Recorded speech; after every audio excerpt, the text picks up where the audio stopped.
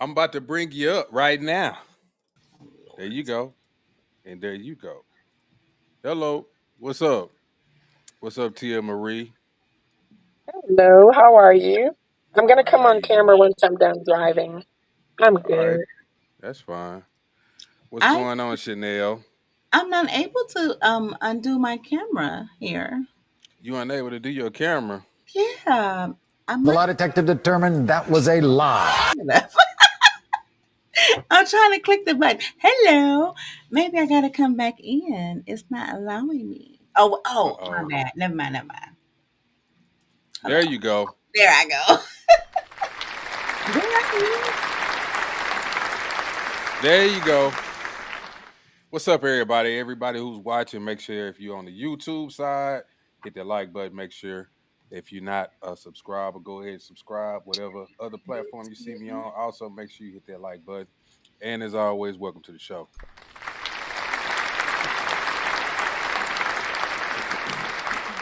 I got two people with me here today. They want to discuss some topics with me, so we're gonna go for it.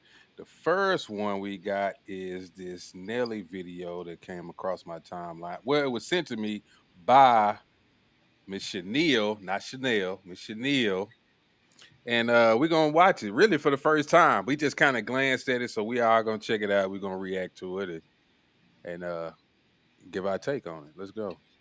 Home and I fucked up because I told my daughter, yeah, baby, don't worry about it. You can always come home. You always got a room. My son, he can come home, but he get the couch. Eventually, he got to get the fuck out.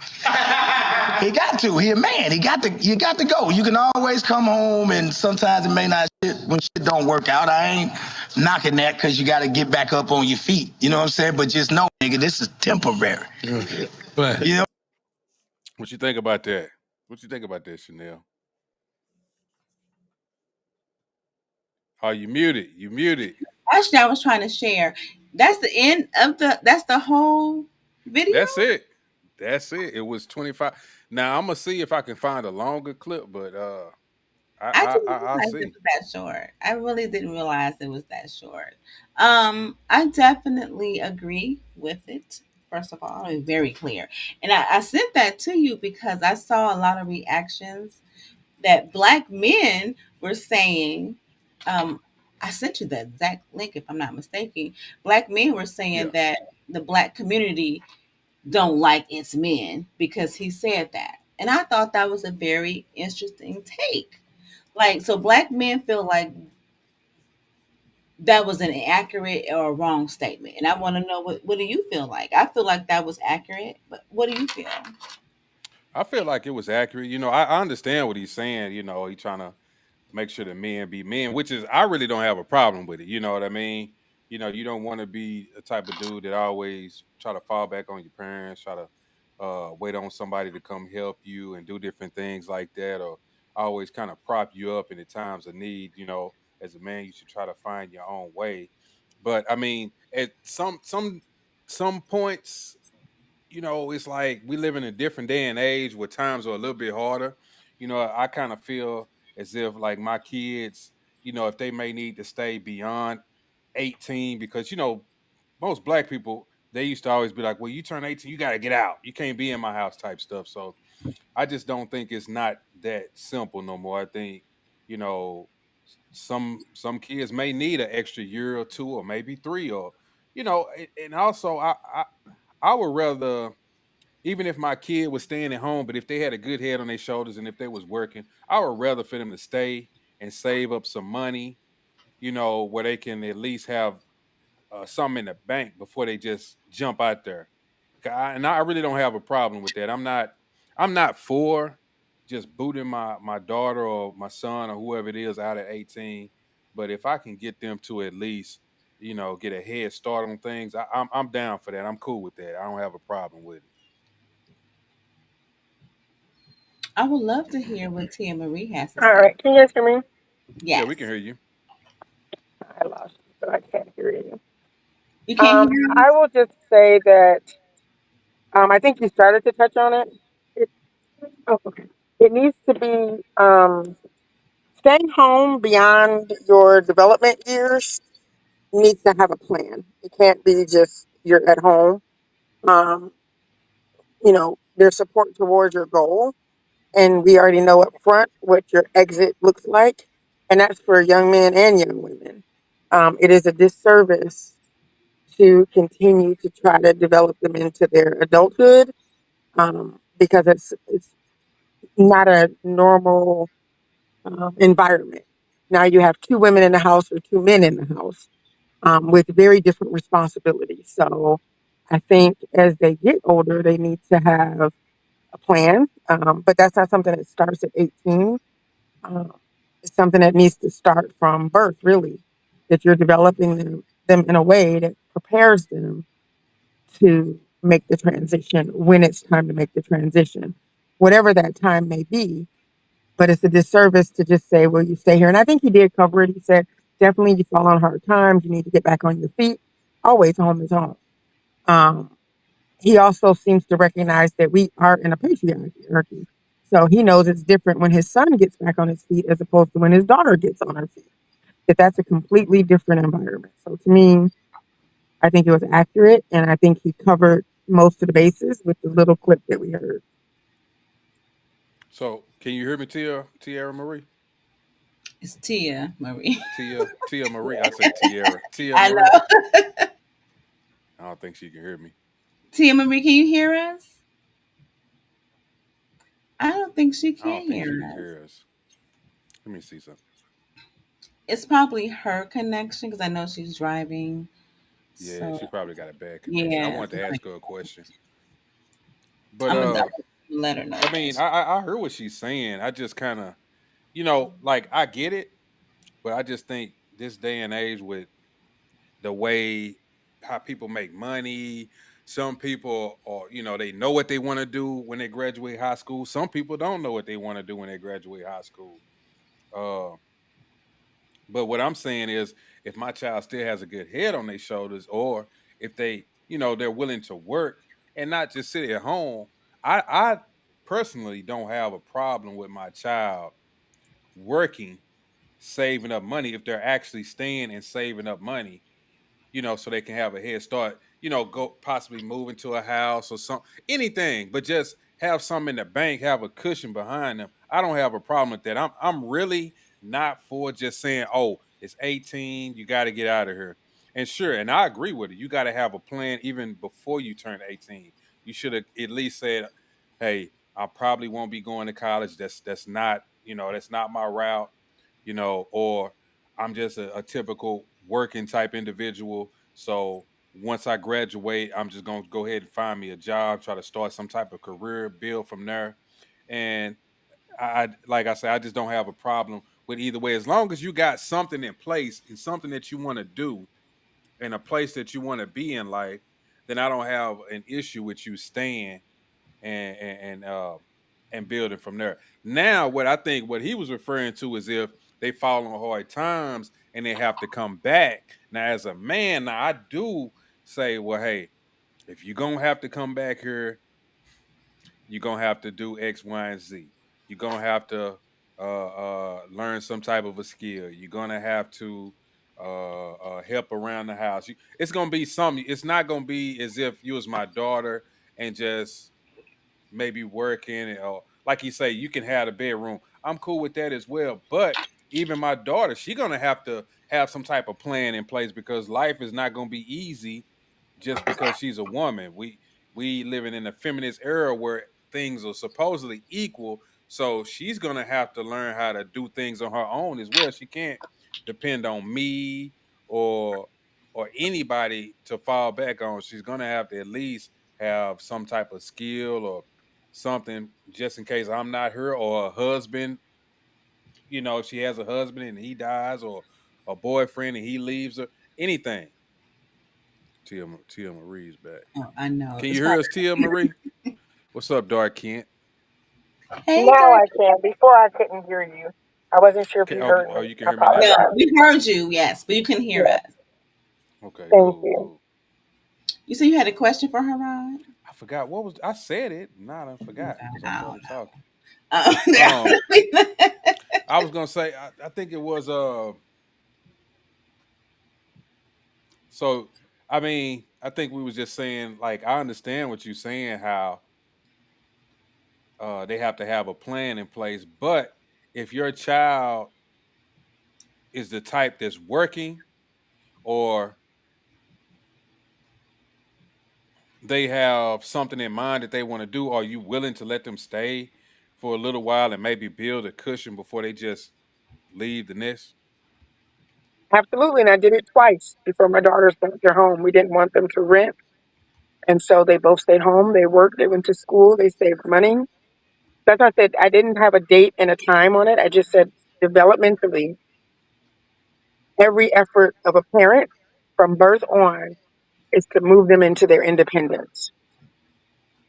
So all those different adolescent years, all of those teen years, those after, 18, 19, 21, 22, whatever your child's developmental stage is, needs to be all moving towards what it looks like for them to independently live outside of you.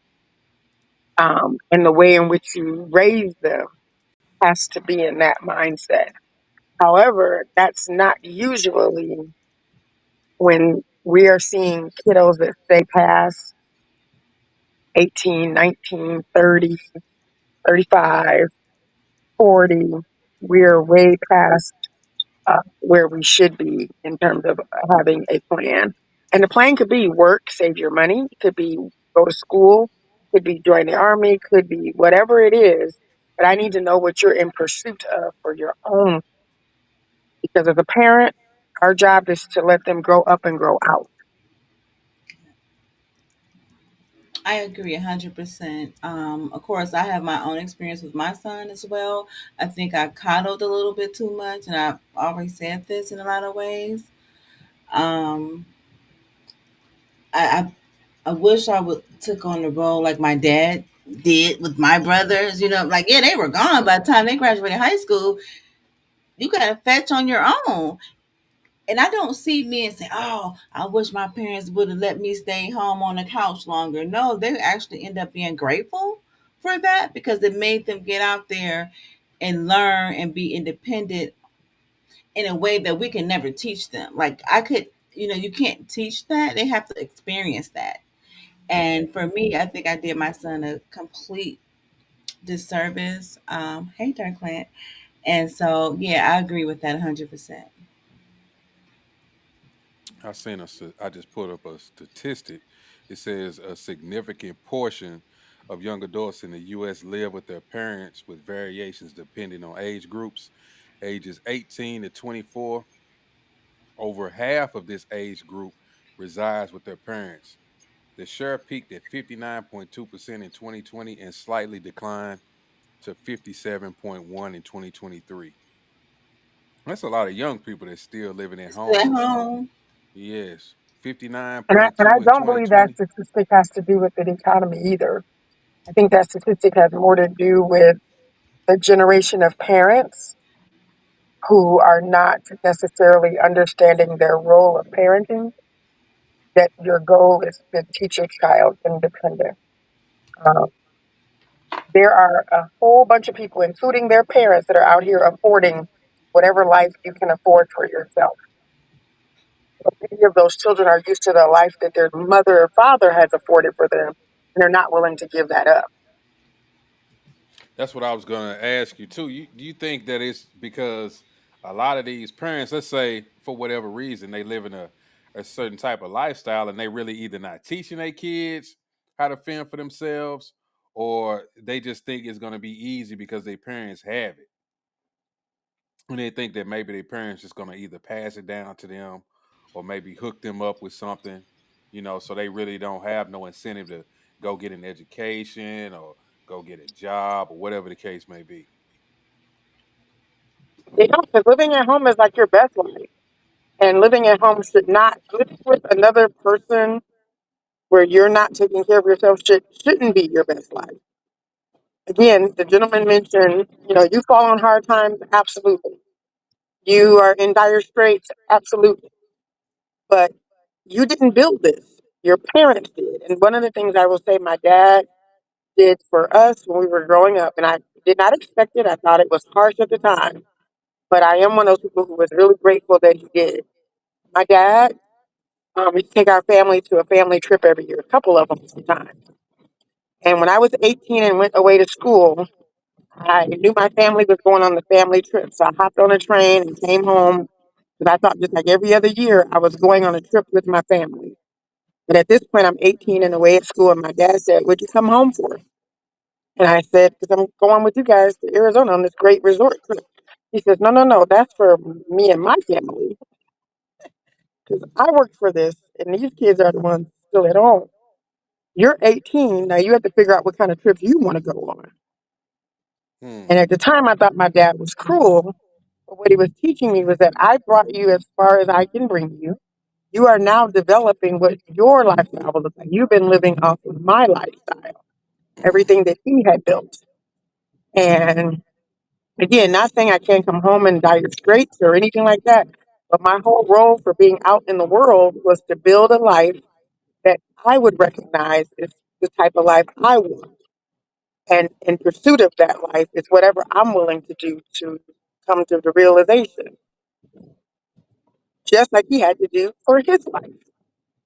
So that's why I say, but the good news is I think he did that because he was confident about what he taught us so that he knew I would survive. Even when I didn't know I would, he knew I would because he knew what things he passed down to us. And I think a lot of those parents realized that they did not prepare their children. And now their children are a financial burden, emotional burden. They have children and bring their children home. They bring their husbands home or their wives home. Like it's a whole thing because they're not willing to let go of that lifestyle that was afforded to them as a child. And the parents are not making them figure out their own lifestyle.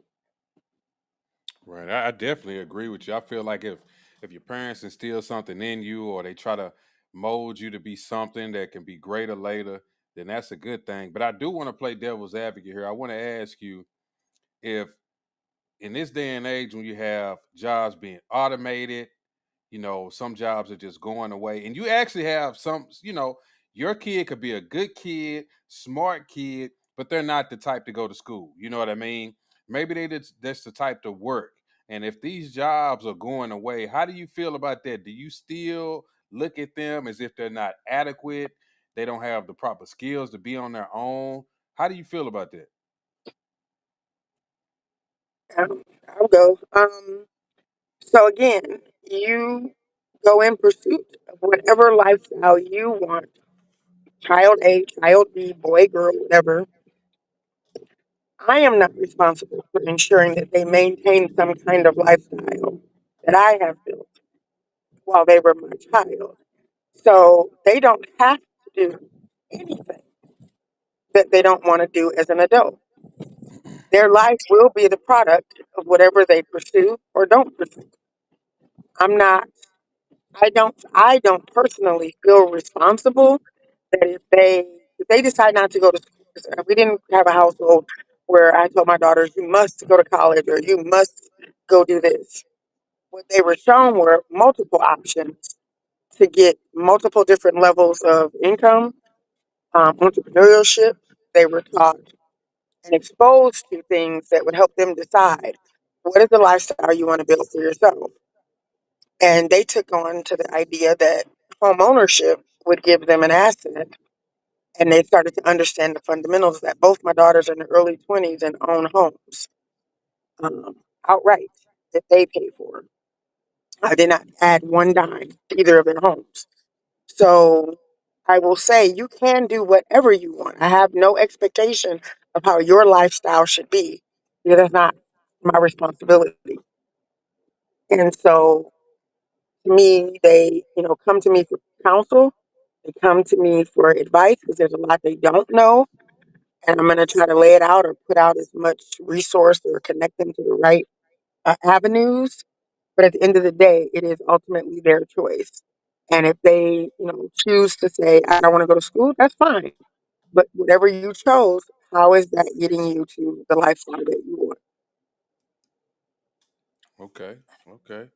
Dark Ken had a question. He said, "Would it be so bad if you had immediate family close to include living in the same home that is big that is big enough space to survive when in time of crisis within the country, such as the grid going down or out?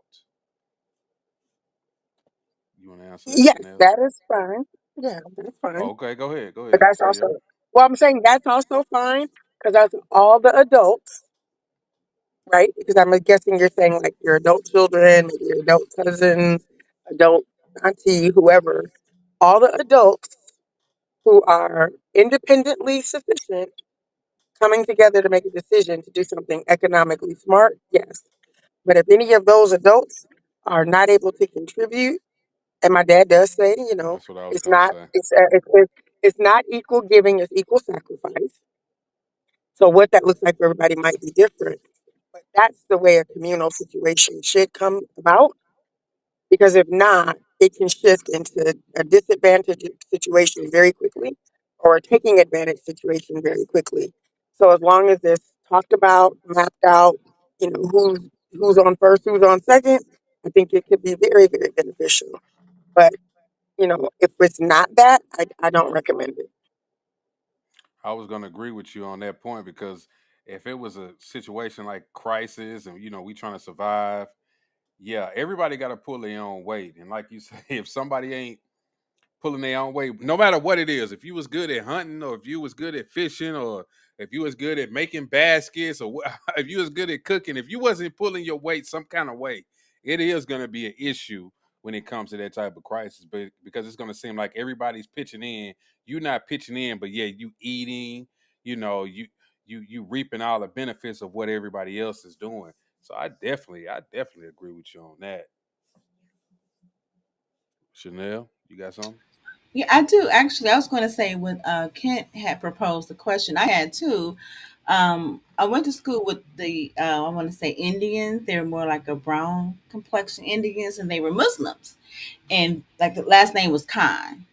And their tradition is nobody moves outside the home. So you got the mother and father and the kids and the male children. In order for them to get married or even date, they have to have a career. So say they got the career and everything, so now they want to marry. The wife moves in with the whole family. So when we were talking about this, it's also made me think about too. You have traditions where other people they have the system that works for them. So everybody bring in the income in, but also to Tia Marie's point too, like we're all contributing, right? So you just some women may work and some women don't, but in order to date the young lady, the male have to have a career. He can't even date her if he don't even have a career. It's not even welcomed. And now we're talking about getting married. You really got to be able to support your wife fully. Now, if she have her career, that's cool. That's fine. She can have that. But if no matter what, he has to have a whole career to be able to support the family. Now, when we're talking amongst us as Black Americans, I feel like personally we don't have those systems put in place where the men are put in place as a leader anymore. It's almost like women are the leaders in a lot of ways. Well, that's exactly what the black community is now. It's more matriarchal. We got a lot of Yeah. women that's the head of the households. I mean, even when you have now you have a father and a mother in the home, the mother is trying to, I mean, I don't want to get into that whole back and you know how me getting that back and forth, but But it is even what in it those is. situations, you still have the woman that's trying to like control everything and almost overtake the man in a situation of being the leader. She's trying to guide the conversation. She's trying to guide where the family is going to go and how they're going to live and what they're going to spend. Instead of the man doing that, the man is always trying to defer to the woman. He's always, fearful of what she's going to say or what is her opinion going to be, instead of just making a decision and saying, no, look, as a family, this is what we're going to do. We're going to take this trip. Y'all going to go here. You're going to stay here. And instead of that, it's always like, well, baby, what do you want to do? Are you sure you want to do that? Because I don't want to upset you. It's like this whole. That's where I would have a lot of conflict, because in other communities they don't do that. Like, don't get me wrong, in white communities, and like you was talking about the Indians and all these other communities, the men lead where the family is gonna go and how they gonna live their lives. And that's just how it is. And that's me, I think that's what we definitely need to get back to. We too patriarchal. A matriarch. Patriarch is the man, right? Is it? I mean, a matriarchal. My bad, Right. Yeah, matriarchal. 'cause I'd be getting confused. I don't know, Tia Marie, how do you feel about that? Because we both grew up from two parent household as well, and it's always when I'm talking to another I got woman you, that dog. grew up Kent. in two parent households. I'm curious that what do you have to say about that, Tia Marie? So we were actually just talking about that today when I was explaining. Like, I will say this: I watched a household where my dad didn't leave gaps for my mom to have to step up into, and so I think that is a What two-way did she street. say? I'm sorry. What did you say, Tia? I missed I everything. said I grew up in a household where my dad didn't leave any gaps that my mom would have to step up into. Mm-hmm. And so I think it's the dynamic of why and how we got married. I also learned from my parents that we were not their first love relationship, meaning their first love relationship was with each other. The children were second to that because, again, children grow up and grow out. Um, so I do believe that that system can work, but it again does not just happen. It is an intentional dynamic, and because we don't have we have, and I go back and forth because the statistics about marriage are, iffy when it And I comes to want to black cut in people. just a little bit on it. Yeah.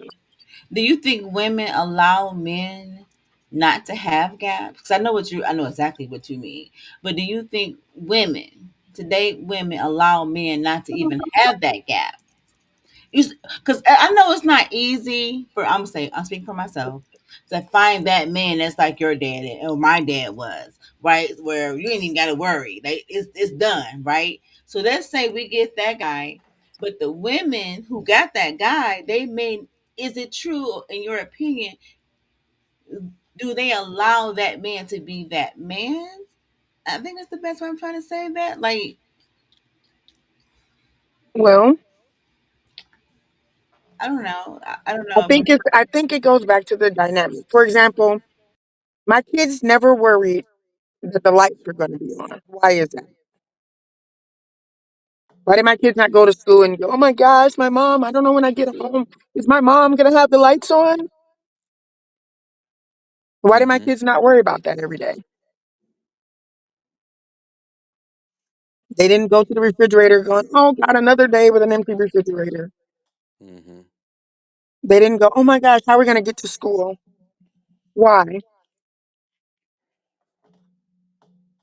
Consistency, dependable, you know, I didn't leave those things as gaps that they had to worry about because the parent child dynamic where we understand our responsibility means that I take on the duty that I took on. I don't put that burden on them. And so I feel like if a couple, and my mom would say, I never heard my mom say, oh, Nate, are you going to pay the light bill this month? I never heard my mom say that in the 35 Mm-hmm. years they were married. My dad never came to my mom and said, you're going to feed the children? Oh my gosh, I'm not sure if you're going to do it. Mm-hmm. Right? Because they understood the dynamic they had together. So when we talk about allow or not allow, if your dynamic is already tortured in trauma, tortured in miscommunication, tortured in all those things, then yeah, the confidence level about what will get done and how it will get done and who will get it done becomes an issue. But when you don't have that, and I'm not saying it's easy not to have it because that's work, tremendous amount of work. Um, it will be just like your children come to count on you. They don't worry that it won't be warm in the house, and the kids that do have either seen some failure in the consistency of provision. And so then that will build a trauma up in them. Then they grow up to be the wives and the husbands that really struggle when they have an opportunity to have a dynamic with another partner because they never got those trust things fulfilled as a child. They Right. may Because have even had a parent. Mhm. because like you say, even me growing up, I had both of my parents, and before my dad got a good job. I didn't know that, that we wasn't, making a my dad wasn't making a lot of money. Like, we always had something to eat. I always had clothes. I had video games. He was coming to the football games, the baseball games, the basketball games. My mama was coming to the games. I didn't miss. I didn't know. You know what I'm saying? But now it's like we don't even see enough of that when it comes to the Black American community. We don't see. I always see either a mom at the games or a dad at the games, or this kid is struggling, that kid is struggling. I don't see enough of the two parent systems enough to really help out our communities. I feel like at some point we got to get back to that. And I wanted to pull up another statistic that I just looked up. It said the average duration of marriage for Black Americans is shorter compared to other racial groups in the U.S., reflecting broader trends of marital instability and divorce. While specific figures for the median duration of Black marriages are not readily available, research indicates that Black Americans experience higher rates of marital dissolution. The median duration for marriage for all Americans in a first marriage was 21 years in 2018, but this figure is lower for Black Americans compared to whites and Asians. Now, among women who ever married, only 45% of Black women remain married by their early 40s compared to 60% of white women and 55% of Hispanic women. So when it comes to that, even when we do get married, it's not that long. We just break up and then we go to another situation. So we bringing along kids, we bringing along baggage, and we can't. It's really not a stable home, so we can get back to just those basics like we used to be. You see what I'm saying? Well, I'm going to push back on one part. I don't know that we had a used to be. We were just talking about that a little bit earlier, and I'll expand on that a little bit. The second thing is that we have different value systems in those other cultures when it comes to marriage. Marriage is still very much an understood contract, and a contract to maintain resources, maintain financial resources, and then, of course, your community resources, which is you're stronger together than you are not together. Almost like a bro code, right? For white folks, keeper to keeper, right? When I divorce this partner, it is such a financial blow that, and unfortunately, sometimes they leave out of their marriages in another way when they unalive people, but they understand the contract of marriage and they are raised with an understanding of that contract.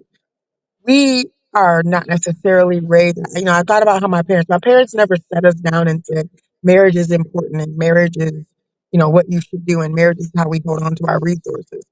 However, what I got to see was the output of that. Um, and I saw the teamwork around it, right? So they never said marriage is important, but definitely the structure of it, either emotionally, physically, or financially, was beneficial. So I got to see that. Um, but yeah, I do know that the other culture centers that marriage is a contract. They don't try to make it just this romantic fantasy. They do realize that, and they instill upon their children that this is a way to maintain resources, maintain wealth, maintain legacy. And because maybe we come from a past where those things have been very difficult for us to hold on to due to systemic racism, and the target against us when we try to hold on to our resources, we've gotten away from what is the financial, emotional, physical, mental relationship choice that needs to happen here, mm, as we But you raise don't our think children. in other cultures they at least, let's say for the kids' sake, like a lot of other cultures, they'll wait to maybe the kids graduate high school, you know, before they break up. That way they can at least give the kids something or set them on a better path than when it comes to, I mean, just I'm just being honest, when it comes to like more black people, and I've seen this where we'll get married for a short period of time, have kids, and we'll try to destroy one another. And I'm just not just saying the black man trying to destroy the black woman, but the black woman trying to destroy the black man. It seems like we're trying, instead of trying to set the kid up for something better, we're actually hindering our children after the fact that we are breaking up. Like we don't realize that we doing it, but we just put them in a bad situation. Yes and no. Their resources and their marriage from its onset is not under attack from anybody, no other culture. Their resources are not under attack by any other culture. The support in their communities as they have segregated themselves help to support their legacy maintenance. And so, if I just put us like same for same and say they're both oranges, they just make different decisions, that would not be the whole truth because it it is detrimental to a marriage when one person in that marriage is under attack from a whole community, let alone when there are two people in that marriage that are under attack. And it's not the attack where, yeah, you got somebody beating at your door, but it's that slow, psychological, economic attack that is specific to anti Blackness. And so when we talk about how to maintain those relationships, if we don't discuss the elements that actually attack those relationships that are external, not even about them. So, you know, they contribute to the way they talk to each other, the way they deal with each other, the way they fear, the way they make decisions, they panic, the anxiety, the depression, the sexual trauma, the abuse, the exposure to things that we should not have been exposed to. That's all coming into a Black marriage. We have never known a marriage in the United States, in our understanding, that hasn't been under the system of white supremacy. And but white folks do know what their marriage looks like out in the system of white supremacy, and it actually caters to their marriage. Got you. I'm a I missed some things that Dark Kent said. First off, he said even though we black folks, other ethnicities such as Asians, Hispanics, etc., practice taking care of their own for purpose such as crisis. And then he said, as I have said before, marriage is a business arrangement. Man and woman become a corporation, agree to their union, combining their resources together. You got something, Chanel? I think I you muted. do. Yes, I do. I have a. I don't know what I was going to say. You know. Oh, okay. Yes. What Dark Kent was saying. So this is my understanding of marriage at one point. So say my family grew rice, and maybe that other family grew, I don't know, collard greens or corn or something like that. When the business part of it comes into that, as Dark Clint is explaining, like it, business, a marriage is a business because we're getting the government involved in it. So I do understand that specifics of it, and in my understanding, marriage, we're doing it for a purpose.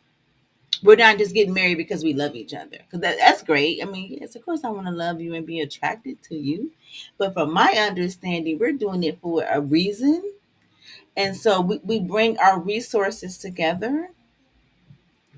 And I think maybe that has been lost in a lot of ways because they say arranged marriages last longer than those that are not. I don't know. And I'm just speaking from just my own personal thought here. But yes, it is a business because we involving the government into this.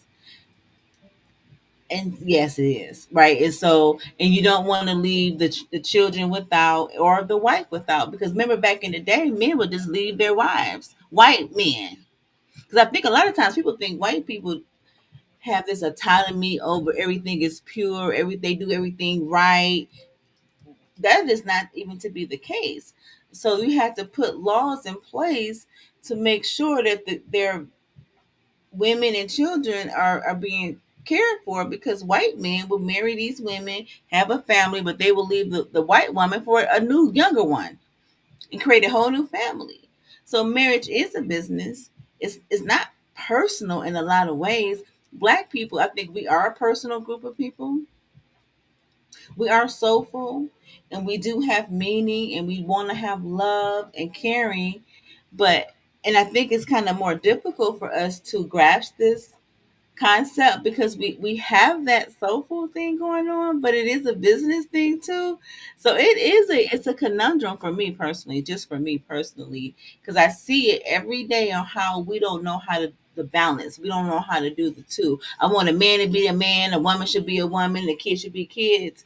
As Neely Fuller Yeah, said, I think we constantly sizing each other up. yeah, You know what I'm we saying? are. If the woman makes more than the man, then she gonna Yeah, actually feel like, well, she's you gonna be need to like, be doing more. yeah, You need to pick up the pace a little bit yeah, instead of just saying, look, I got mine, you got yours. Let's get what we can afford together, and we just do whatever we need to do to make it work. Instead of, well, you need to pick up the pace, and yeah. and we start being too combative. That's I what I think. agree. I've seen it. Like I would be the one who can get that corporate job, right? And so my dude, maybe he can't get a corporate job for whatever reason, but he make money though. Let's say street money, not even illegal street money, but just regular, And we Yeah, come together, but that is an issue too. So we again, that's why I'm saying it is such we. If we can find a balance, in my opinion, I don't know how to get there. I really don't know how to get there. I feel sad he now, but said. yeah, I feel Dark sad say now. Darkin said, as I once heard a brother say before, when that house and car note do, what love gonna do? That's Nothing, not facts. a doggone Nothing. thing. Like what Claude Nothing. Anderson say, without finance, it ain't gonna be no romance. It ain't. You can't. It's like this balance that we got to learn how to figure out because we are living under the system of white supremacy racism. We didn't create this system. We didn't create car notes. We didn't create mortgages, insurance. Who created that? People who are classified as white. And here we are, prisoners of war, got to figure out how to maintain that and try to have a family. Neely Fuller said, "We are tempted mothers, tempted fathers, tempted wives, tempted." That's hmm that's my conclusion today. At some point, though, what do you think? Because Damien was, it was a post came down my timeline. I responded to it, and Miss Sassy she responded to it. But I was saying, it was talking about white supremacy, and I'm thinking, I get it. You know, white supremacy has hindered black people, but at some point, we do have to just push through that and try to overcome it as best as we can instead of always constantly want to be some type of a victim or always trying to use it as an excuse because we do have no matter I don't care what nobody said, we have way more opportunities than our ancestors had. It's not the same as it used to be for them as it is for us. It's not the same. We have way more opportunities. We can do way more. We just have to step up to the plate and do what we have to do, whether that's getting a job or improving our careers, hold on, improving our education, whatever that is. You know what I'm saying? And I'm not being dismissive of white supremacy, but I just hate that sometimes we constantly try to fall back on that as some type of a crutch to always say that's why we can't do this and this is why we can't do that. And when we actually can, when we know people and we see it every day, we see artists, athletes, we got Neil deGrasse Tyson, people like that who are astrophysicists. Like we can overcome a lot of this stuff. We don't have to constantly always anytime we fail and say, oh, it's white supremacy. Oh, the white man at the job shut me down and he didn't do this. Okay, move on, find another job, do something else. We have all type of options these days where we don't have to just succumb to whatever quote unquote white supremacy has done to us. That's what I'm. That's one of those things that I don't like to constantly hear them always talking about white supremacy this or white supremacy that. I get it. I understand that white supremacy has held us back, but we don't have to let it hold us back. Not in this day and age. We have so many opportunities beyond that. We can improve our lives. Um, so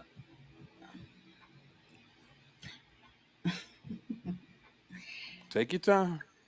no, because this conversation is not about a white supremacy.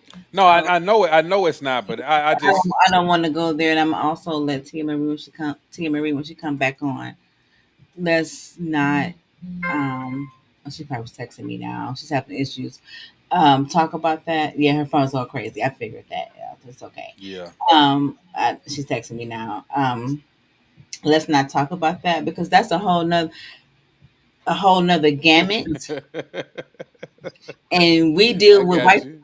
And I say I don't say white supremacy. I say the system Hmm. of white supremacy racism that control all areas of people activity.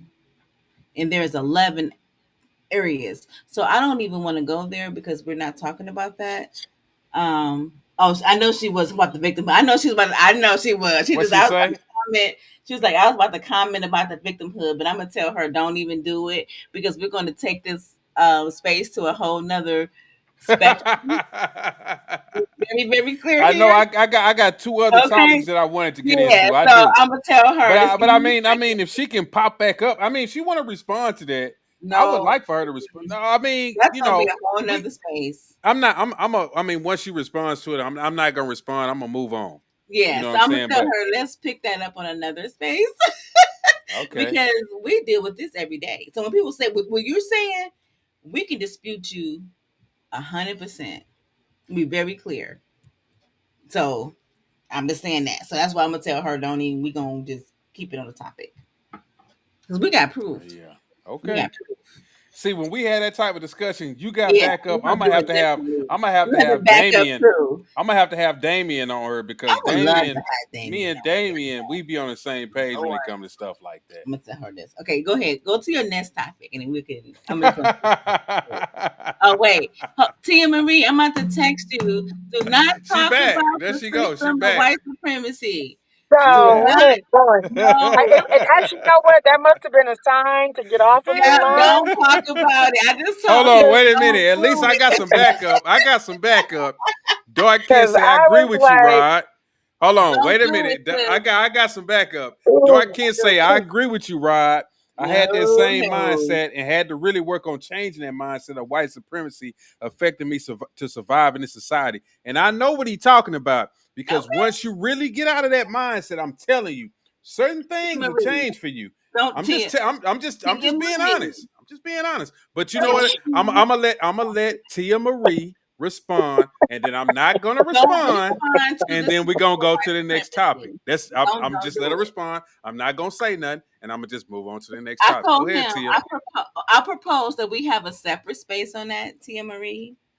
okay. Okay. Because But I mean, here's what I would. if she Can want to I just say respond, go one thing? ahead. Go ahead. Go ahead. Can I just say one thing? Go ahead. I would give $1 million if the system of white supremacy was just a mindset. I agree with you that there are two things always happening. There is the environment, and then there is who you are. And those things are not the same. And so, where as a human being, you have an innate ability to go and thrive. And so you want to feed yourself, you want to protect yourself, you want to do all the things because that's just the nature of a human. And how do you know? Because children who know nothing about the world seek out those two to three things, right? Food, shelter, safety, all of those things. So I know what it means to be innately a human. However, and this is maybe the thing that I think, and I want you guys to expound more on what you mean by victim mentality. If I have been raped, I'm not maybe going out in the world just pretending like a rape doesn't happen in order to survive.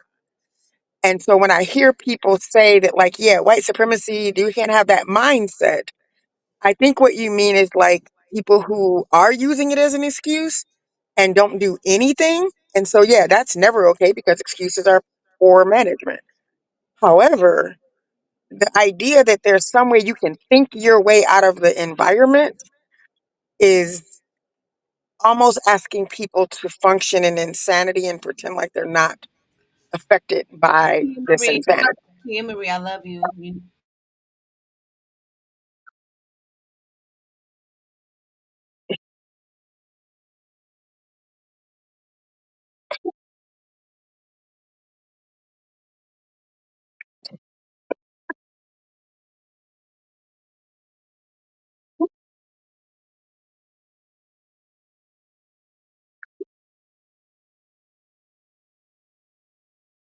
Well, I would just say this. It it would be very, very easy to oversimplify all of the topics that we are talking about. And so I'm gonna try to caution myself from not oversimplifying. These are very complex topics. These are all everything that we're talking about is a complex topic.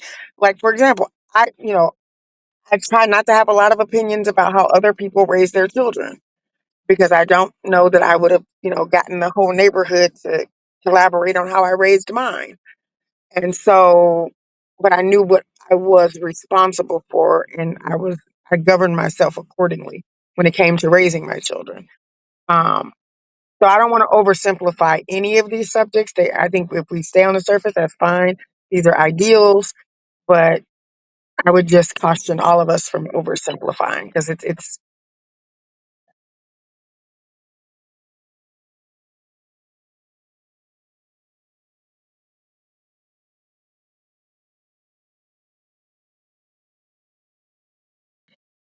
And if we can, I'm interested in Dark Kent explaining how was he operating and governing himself when he had what did he put, victim mindset.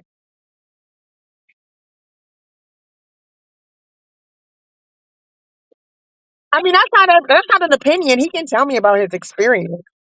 If he can explain the experience that he had, where he could elaborate on what was that experience.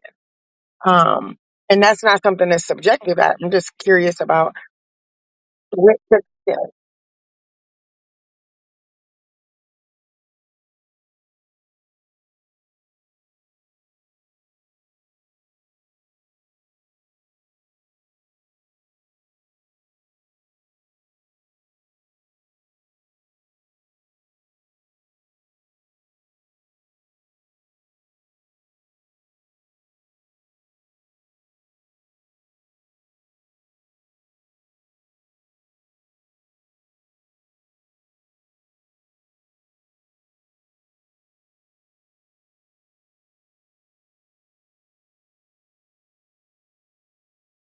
Well, that's why I would go back to elaborate. So, what were you stopped from doing?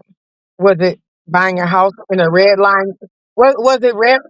Was it being red line? Well, right now in the state of Michigan, they already just did stats on that showed that Black women since Kamala Harris are now being hired at a rate of only 16%, even though before that happened, they were at a higher rate because we happen to be 57% of the population that has a college degree.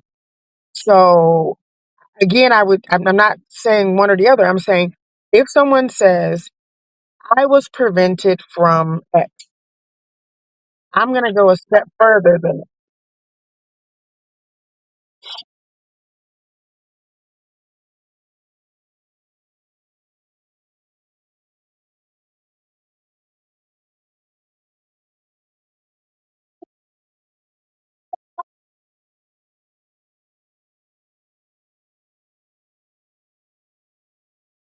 And what I would say is, I think those, but here's what I will say then. I think those are the exception and not the rule. And again, anybody that makes any excuse and not take accountability for their behavior are certainly not the culture. They're certainly not the authority on the culture. And they aren't a representation of the culture because excuses of any kind and not taking accountability is just not good. And so to me, it doesn't matter that they would say white supremacy or a woman or an Indian or because I'm poor or whatever. If they are not applying themselves and taking accountability for their part That's just wrong anyway. So I don't really have to get into a battle with them about like, is it white supremacy because you aren't being a responsible adult. So I agree with you, but I would say I wouldn't even let. How can I put it? I wouldn't have to eliminate that white supremacy exists in order to hold them accountable for their excuses.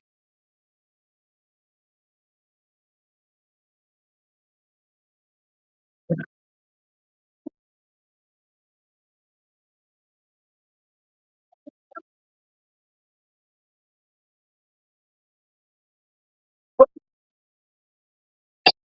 but I would take a look at everything. If it is raining on me, I'm not going to stand in the rain and pretend like it's not raining. It's making the grass too wet. It's putting, making the roof weaker. Yeah, Now, again, let's go back to, are we holding them accountable for their role to be self sufficient?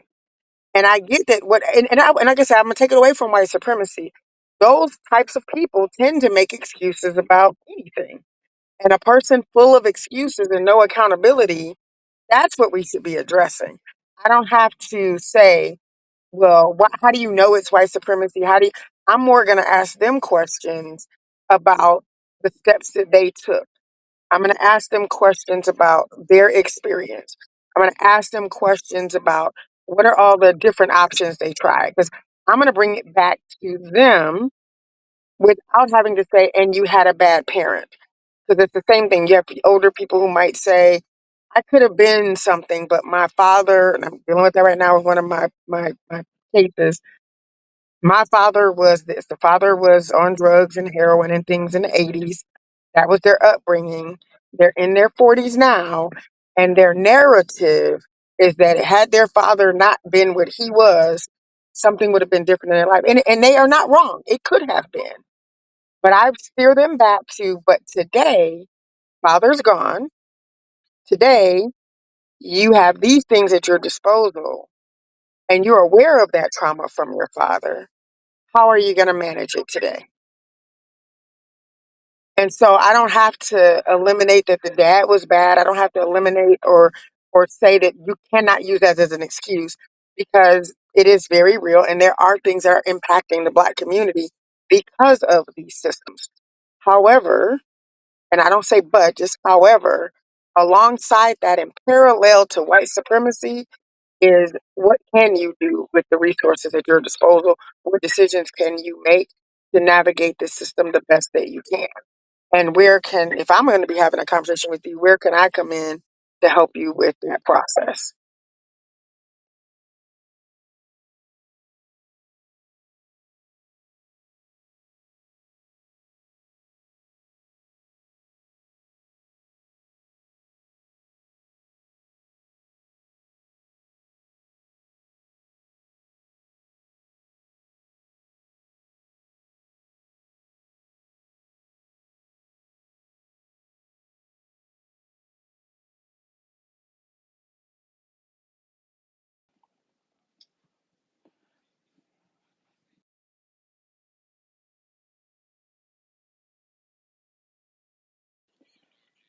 Hey, hey, what's good? Can you hear me?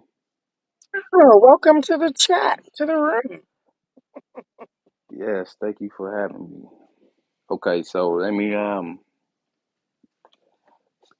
I think we kind of saying the same thing what the sister was explaining. I don't I'm not dismissing that racism don't exist or white supremacy that is not there, but as far as to survive or to say that, like, to go what Rod was saying, you know, this didn't happen for me because some white person or whatever was controlling that situation and whatnot. So, and then sometimes it was at times too that I would think like that. Man, I wonder, was it because of, you know, was it because of my skin color or was it, but I could never prove it. So I can't always run with that. Maybe that person was more qualified, what I'm saying, skill wise and whatnot. If I can't have no concrete proof on it, I can't run with the, yeah, they discriminating against me You know what I'm saying? That sort of thing. So, but I mean, I hear what the sister's saying. You know what I'm saying? No stretch of the imagination. Am I dismissing that racism still exists? It still is out there. I think in order to survive, though, there's many different ways now you can survive, and you don't have to feel like, okay, it's white folks. Even though they run in the country, they make up all the laws and all that and that sort of thing, but you still can find ways to survive and help yourself. You know what I'm saying? But So them acknowledging the insanity of white supremacy, or that is, so every time you said a thing, you said white supremacy exists, but, and yeah, you didn't get the job because they might be in control of things, but you don't know. So, but like they're not having this conversation. The reason we're having it in that way where we go, we don't know, and it could have been and it should have been, is what? Historical data, historical experiences, and the power structure that exists around us in every way. Because you just described several environments, the laws, the workplace. Yes. now I definitely felt discriminated when I was in the military. I definitely felt discriminated. Oh, right.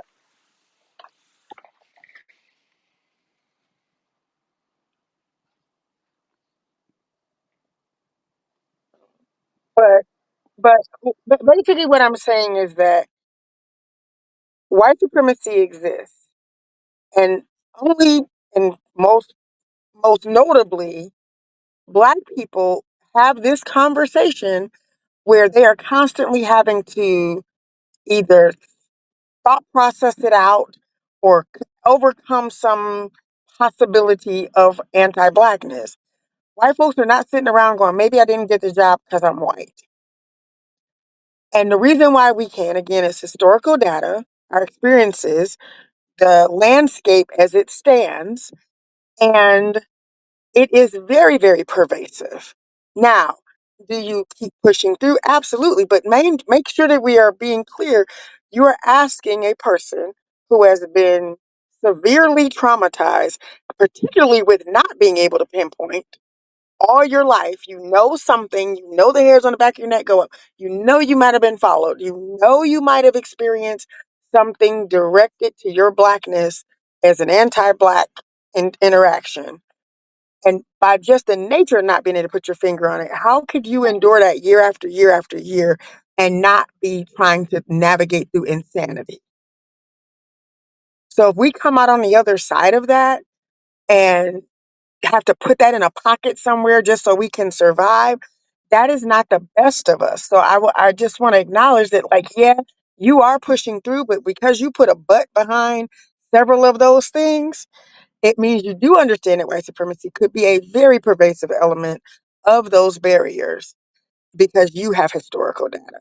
And all I'm saying is, I'm not going to keep pretending like my brain needs to like navigate that. I'm going to navigate it with the full understanding to the best of my ability of what this system is doing to me, my children, and anyone else.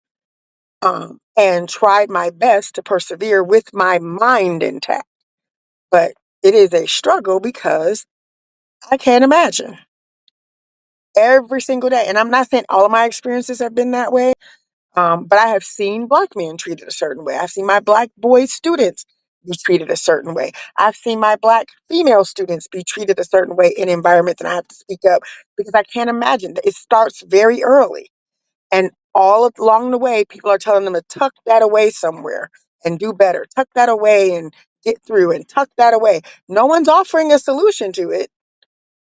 And so that's where we have to be really sensitive to, again, not oversimplifying. People who make excuses, whoever they are, probably need a whole workout on how to be more accountable, regardless of what the excuses are they're making. But white supremacy culture, white supremacy systemic anti-Blackness are very pervasive. And I believe that we get it because I look at the stats across the United States. Anti-Black hate is the highest level of hate in just about every one of the states, even though we are not the majority population. The state of Michigan, for example, last year had over 9,000 incidents of anti Blackness and only about 500 incidents of anti whiteness. And that's across the board. Every state you go to, it's giant gaps like that. And so, in that system, if the output is I just make excuses so my brain can figure this shit out, then I gotta say, maybe that's a person that's so far past damage, they may not be able to come back to a space where they can keep making their brain navigate this system that they have no solution to. So what would be the solution? I mean, I didn't mean to cut you off, Rob. So if the solution, so what will be the solution? Because from what my experience, I know what the solution can be, but I'm not finna crash out because it's only me. It would be But, just only but, me that's, trying to but that's, like to try to that's build. illusion. Yeah. Hold on. So if you know that this is happening, so you're just going to try to maintain and survive, but you know that I know as black men, specifically as black men, we know the odds is against us. Soon as we born in this world, we know the odds are against us. Being black and being a male, those are the first two strikes, and they just waiting for us to fuck up to go to jail, so they really Mm-hmm. can have us enslaved. So Hmm. but I know I could, I can try to start and do something like start an organization and do something like a Black Panther Party or whatever and fight or whatever. But we know what I don't know if we all know the history and how the outcome of that. You got backstabbers, you got infiltrators that come in there and just blow the whole thing up, and you know what I'm saying. So when you Hmm. have brothers like Fred Hampton or whatever trying to, and then you have somebody who infiltrated what he was trying to do. So if a brother was to step outside and try to build something like that to try to fight back against the system, what's the likelihood for more 9 times out of 10 his own people gonna take him down. His own people gonna take him down before he can even get as far to really go up against this white supremacy that you are putting out there. So it's like, okay, am I going to build a organization or build a party or something to try to fight this and build a following, or I already know what the outcome. Brothers like Malcolm X was taken out by his own kind. You know what I'm saying? So you just like I'm gonna. I see what the odds are against me. So all I can do is just maintain and survive. And then, especially if you got kids, you know what I'm saying. I don't want to crash out.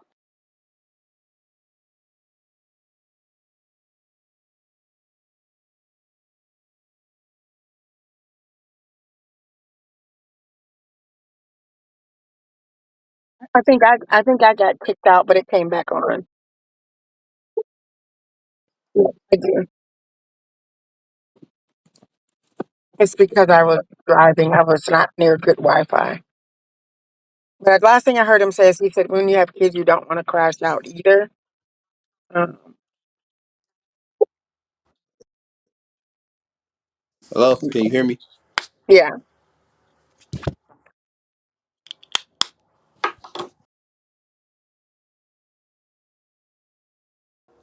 Hello. Yeah, I can hear you. I was trying to use my Bluetooth, so I had to hold this phone.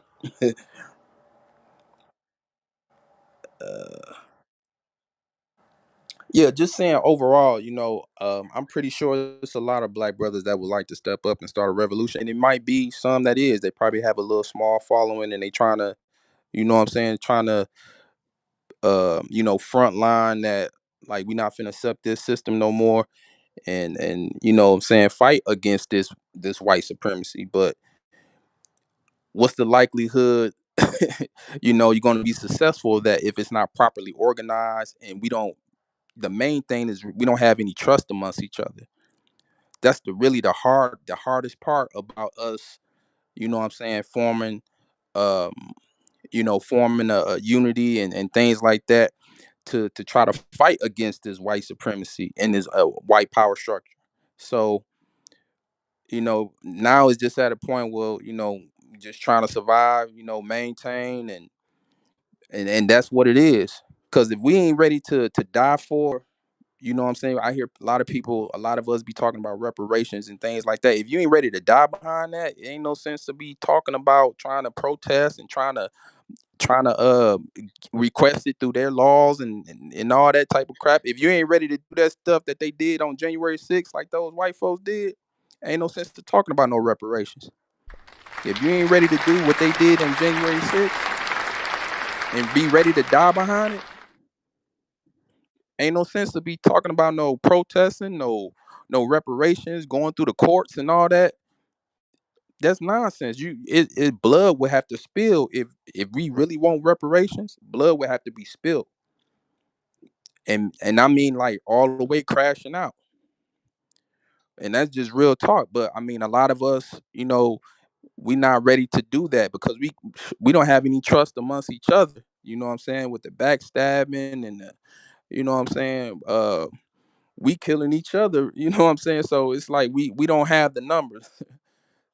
Well, I think we have the numbers. We just don't have the trust. We don't have the organization, a strong organization to do that. So it's like, what do? You just gonna maintain, survive, and you know what I'm saying, help your own, or get with like-minded people. You know what I'm saying? That's thinking like a tribe or something like that, and you know what I'm saying, run with them, and maybe you become a sovereign or something within that tribe or whatever, where you're not living under governmental laws and all that. So, but yeah, I mean, that's pretty much how I see it. Just to kind of sum it up and not be long-winded, but yeah.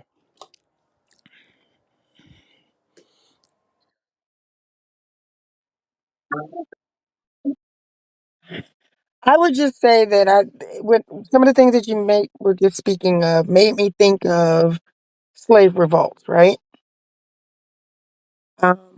And the reason it made me Right, think of right. it is I don't know where I'm sure that our ancestors were navigating all those landscapes, right? So some were doing like I've had it up to here. I've got to try to save my own life. Some said, look, I've made a way where I can at least be on the same plantation with the two of my children, but the other eight are sold off. Some said, well, my kids are gone, they're dead. I'm older now. I'm gonna try to make this work on the plantation. So I will say this. In the plantation, I think when you are in an oppressed again, because it's not natural for a human to be in an oppressive system, I do believe every person in that system makes the best decision for themselves and their family. And I don't hold anybody to any level of you must do it this way and you must do it that way. But I think the way we get to whatever we're going to do is by acknowledging what the actual truth is.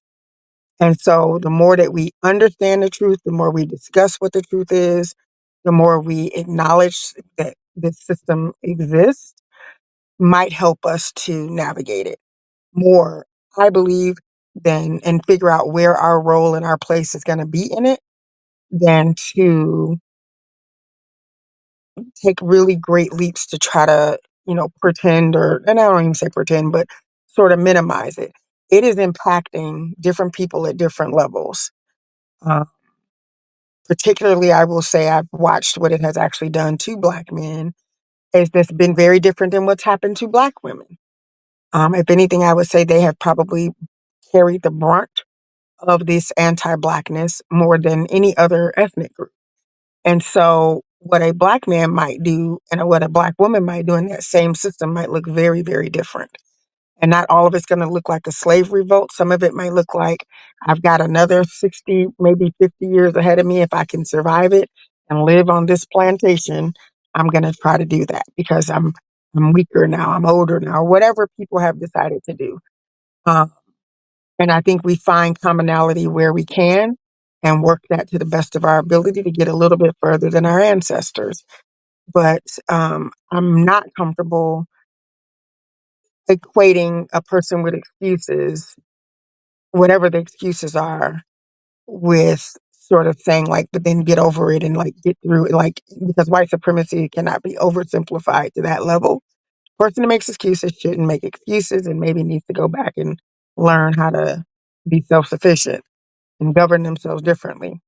However, I'm fully aware and will continue to understand the system that has so much anti-blackness towards black women and black men, and particularly black children, that, I'm not at slave revolt yet, uh, but I don't know how long my mind and body will endure and what it took for them to get to slave revolt. I don't know. And I don't think any of us know until we're in that moment. The people that stormed the Capitol was not all of white America.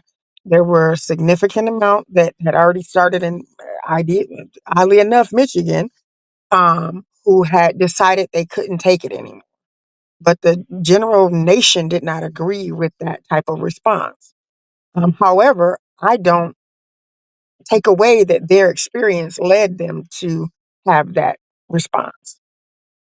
Um, so I just say, I think we are again saying the same thing, just in a different way. Um, but yeah, I would love to expound on that topic a little bit more, because I think there is a lot of thoughts in the Black community about that, and it doesn't bring us together. It actually divides us, and we're both in the same traumatic system.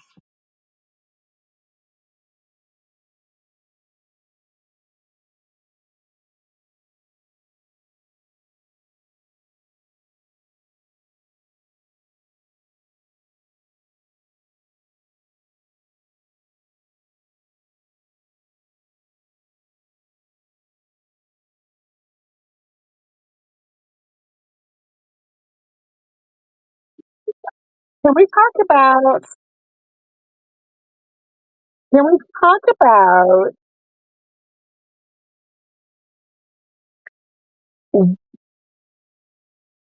Oh God!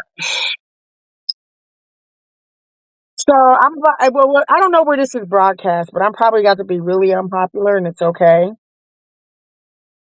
I I'll just say this.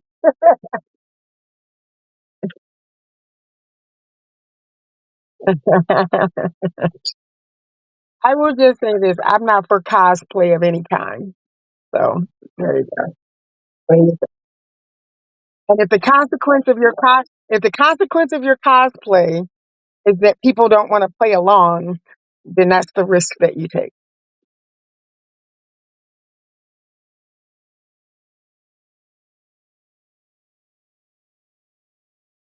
Last week, California Governor Gavin Newsom said that he thinks that trans athletes competing in girls' and women's sports was deeply unfair. Now, I want to hear what you think, because I'll tell you what I think, too. Yeah. The last time I played a sport, I was 6 years old, and I was on a soccer team, but I assigned myself as the nurse. So I sat with the Band-Aids. And so, in the words of Wicked, I am not that girl. But a dear friend of mine, Skylar, he is a trans athlete. His handle's Pink Manta Ray. That's someone who I really look to for guidance. And I think that is what's tricky, is like, now stepping in this identity. I'm still like a baby trans. You know, I've only 3 years in. Tomorrow's my anniversary. Your friend went from female to male and is competing with other males. Correct. No. Yes. Her friend. Her friend went from female to male and is competing with other So males. Gavin doesn't have a problem with that.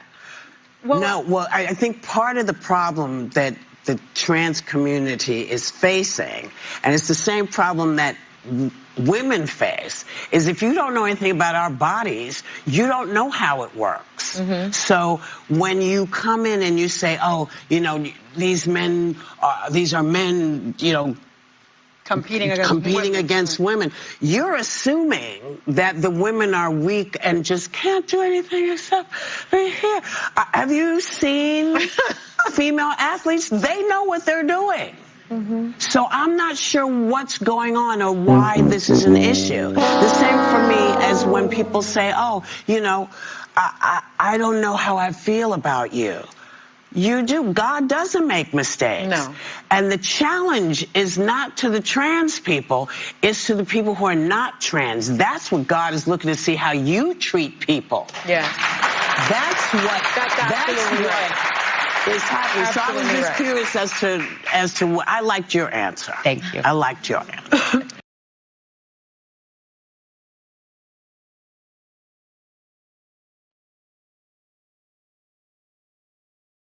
I'm not even sure the conversation that we are having. I mean, I'm not saying that we're having. I'm not sure. I'm not sure of the conversation that I just watched them have. And I've also recently heard a lot of the gay and lesbians say we fought to get however far we got, and it only went really berserk and wild to where now we don't have any rights because trans people came into the scope of things and started pushing these boundaries that didn't even make like sense anymore. That it literally like reversed everything back onto itself. And again, my biggest challenge with particularly trans is if you have decided that you really prefer this type of person, you're a male who prefers a male, then why are we going to such great lengths to be a woman? If you're a person that says I'm a woman that likes other women, then why are we going to such great lengths to become a man?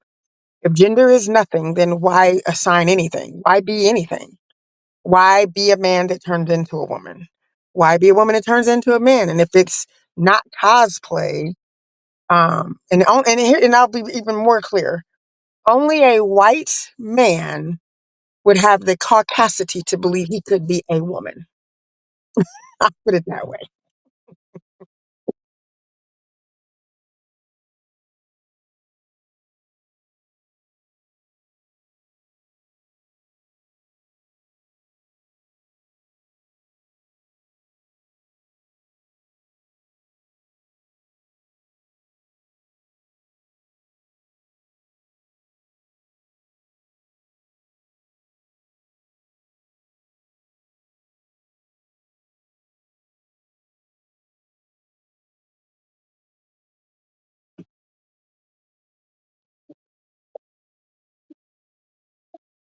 Mhm.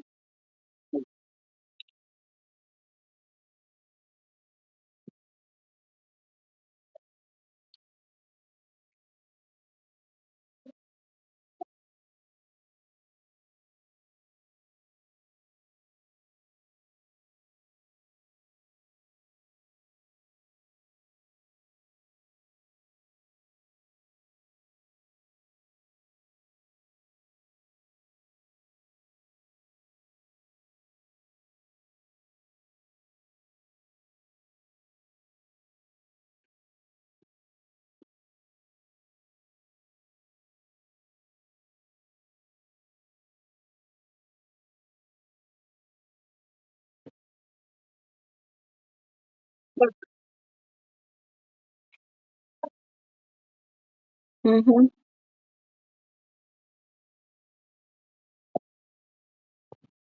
And that's why I go back. It's a caucasity way of being that not only do you feel like you can, because my thing is like, there are girl sports so that girls are in the same weight class, the same strength level.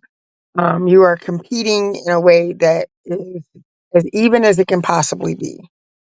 And so I don't even understand why they don't go be in a trans group. There are all girls, all boys, and there can be a trans group, there can be a lesbian group, there can be a gay group, there can be all the groups. But I think it is a particular type of intrusion when you believe that you just can go and take whatever you want from wherever you want it. And that's where. Mhm.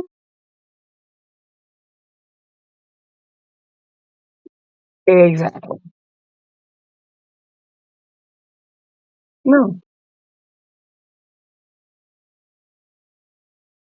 Mhm.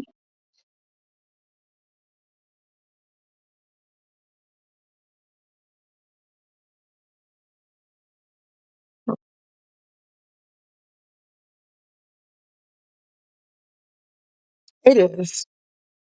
Um, it is. And I've again not seen that. 'Cause again, go cross dress or trans dress and go be on the men's football team. Go and be all of who you feel like you are on the men's football team. but you aren't because you know that things are different and your competitive edge is different. Because you aren't going up for same. And this whole idea where they wouldn't accept her, that's a lot of mumbo jumbo. I am not seeing them try to break into male sports the way they're trying to break into female sports. And what I also don't see is really specific to race. It's specific to which sports. So they're not trying to get into every sport. So it's just really and Whoopi's not an authority that I would come to trust because there's some confusion I think she has about her own sexuality and identity, whatever that may be. Um, that maybe she identifies with them in some way, but I, I don't know what conversation they were having.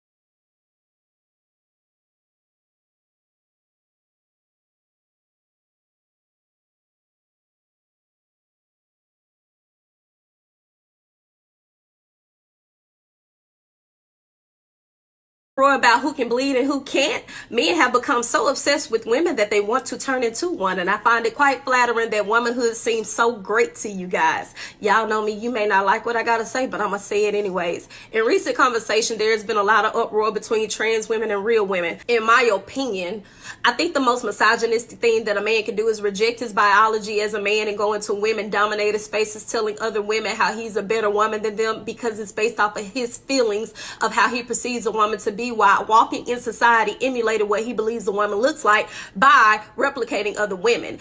When we're discussing womanhood, I cannot go to another woman and ask her what it feels like to be a woman because being a woman is not a feeling. However, being a woman, I absolutely am subjected to my reproductive organs that identify me as a woman. And saying that doesn't mean that I'm less than a woman. It just means that that is the beginning of my woman origin and my woman experience. And for the women who can't have a baby, we still recognize those women as women because they do have the reproductive organs to do so. However, we also understand that something is medically wrong with them.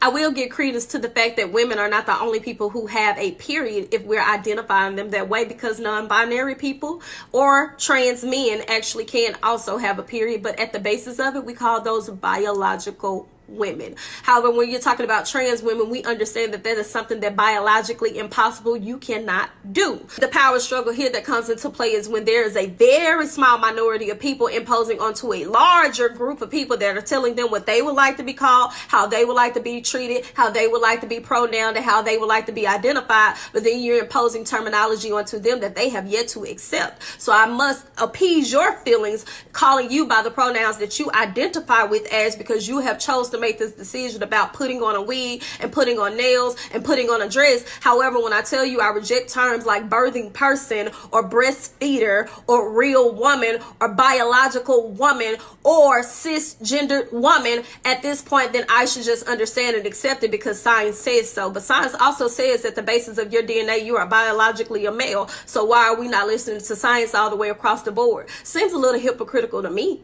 And since everyone has such an issue with understanding just hilarious, let me go ahead and put my cape on because I think I can break it down for you a little bit more. It's very disingenuous for you to overshadow that woman's feelings in regards to her womanhood when she actually has given birth to a baby, which biologically that does make her a woman. However, you decided to discuss her looks and says that she looks like a trans person while you're also attempting to advocate for trans people. It's giving inherent transphobia.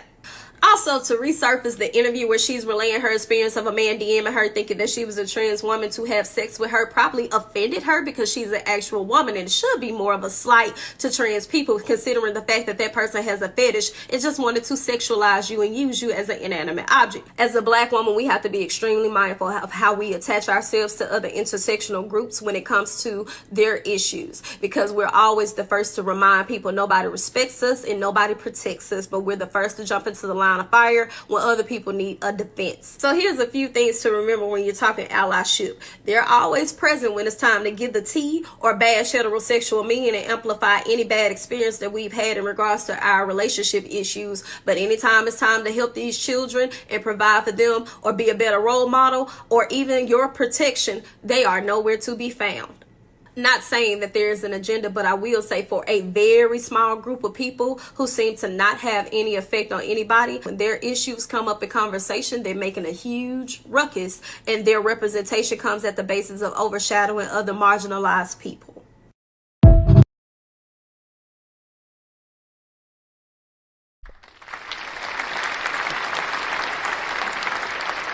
That was amazing.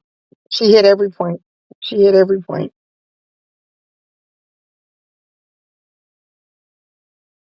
Mhm.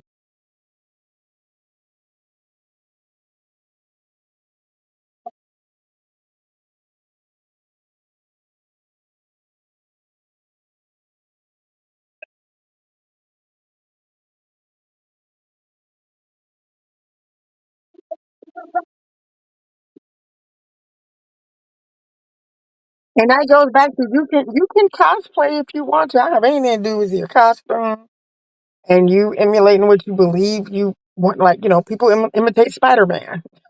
There's about 14 versions of Spider Man.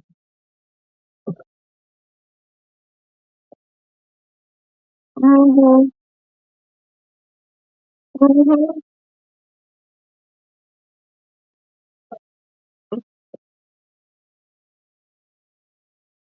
Hmm.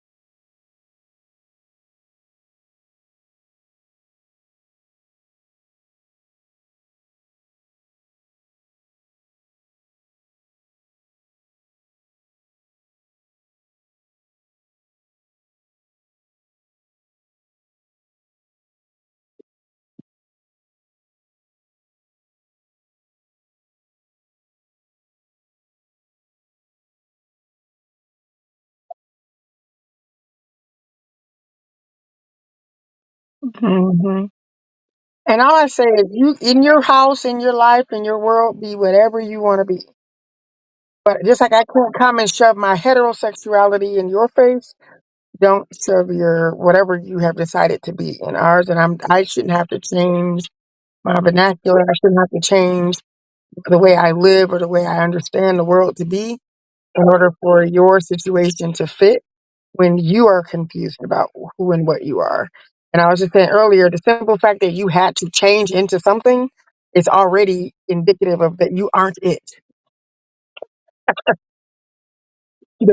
The fact that you had to decide or to change or to be or to identify all of those things means you aren't that thing.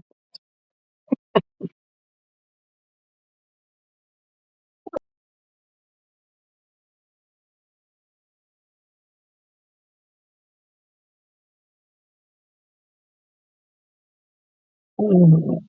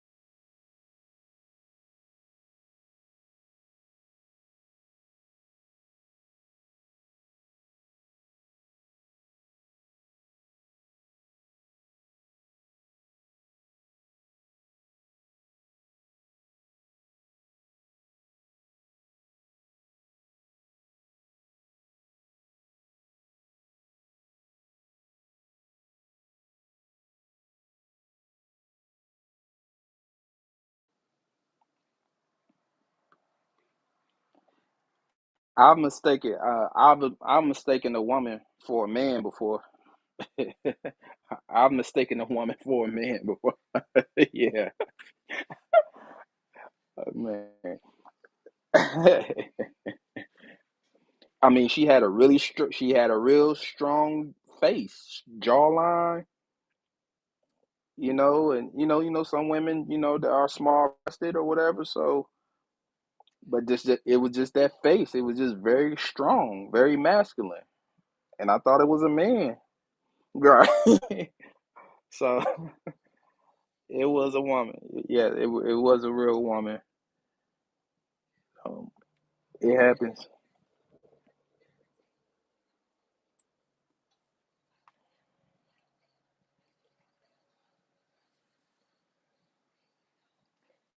Like the girl who played basketball, Kaylin Clark. She, yeah, the one who came into the draft with their sister. Man,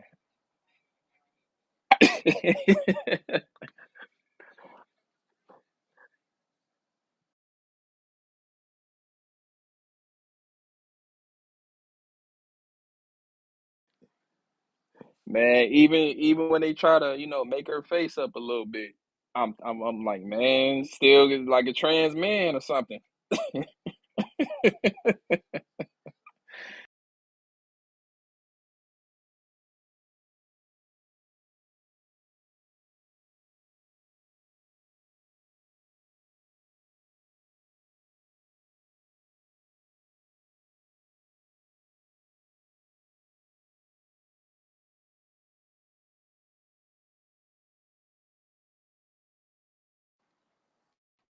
Now, what do you think about Brittany Griner? Does she look like a man?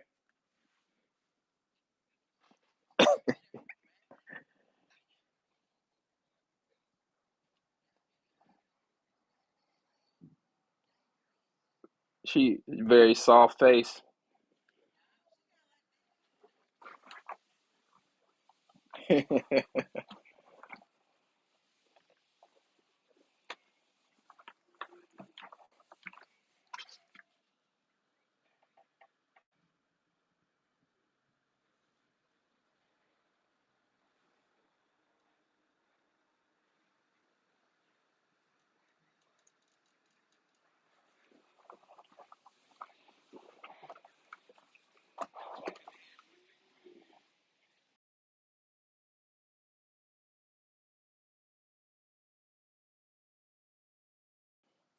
Man, you know what? I looked at the Brat like that, the rapper the Brat, when back in her heyday. I was like, damn.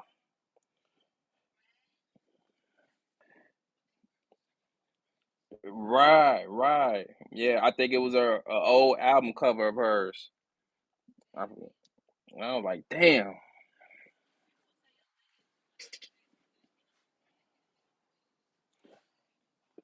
But she still was feminine. Like, I mean, Aaliyah, she still had feminine. I mean, she had a little tomboy, but she, with the halter tops and stuff like that. So,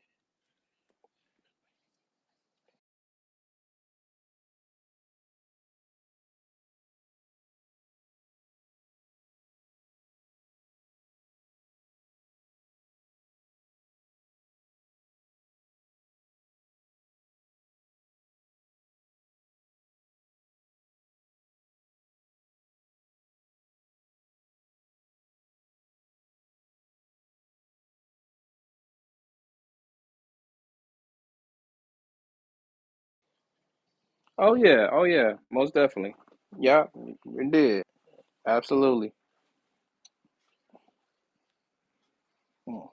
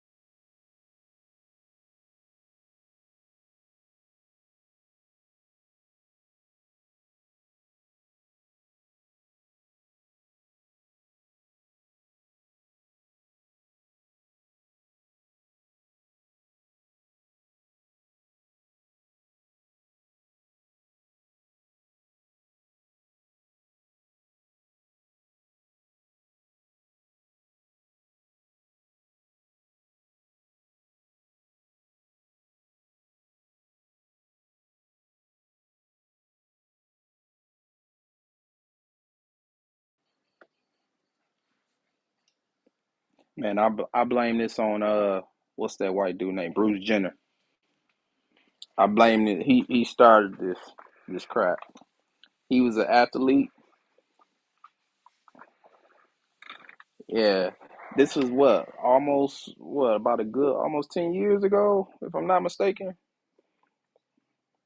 He won women ESPNY where they have that awards for the sports. Yeah, Caitlyn, that's what you call herself or something like that. Right, right. That guy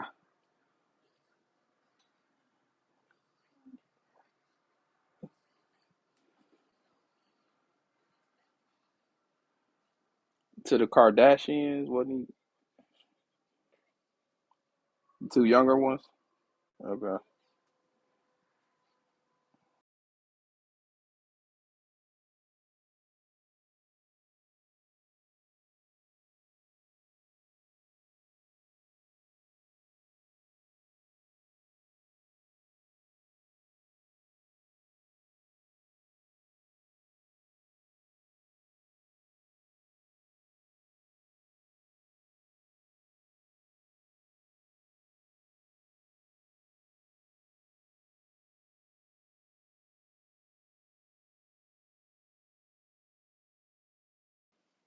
He ain't knocking you down enough.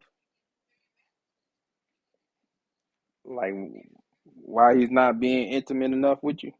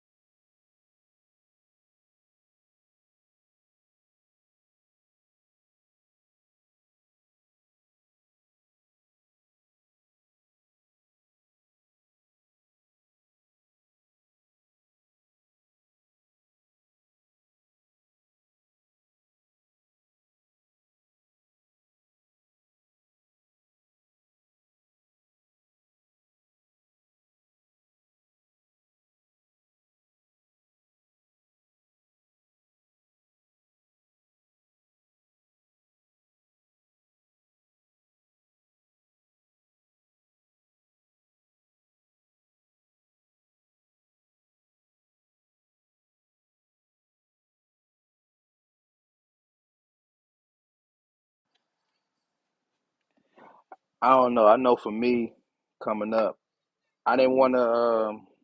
I didn't want to hang with the guys all damn day. I want to go be up under something soft when towards the end of the yeah. I want to be around hard legs all day, every day. And you know what? Another thing too, I learned. You more likely to get in trouble with your guys than okay. You know what I'm saying, laying up with your woman or something, chilling out. You more likely to not be in trouble if you with your woman at night. Your guys will get you in some bullshit. Probably some shit you wasn't even planning on getting in. You know what I'm saying? Right. Idle time on your hands. Right. Right.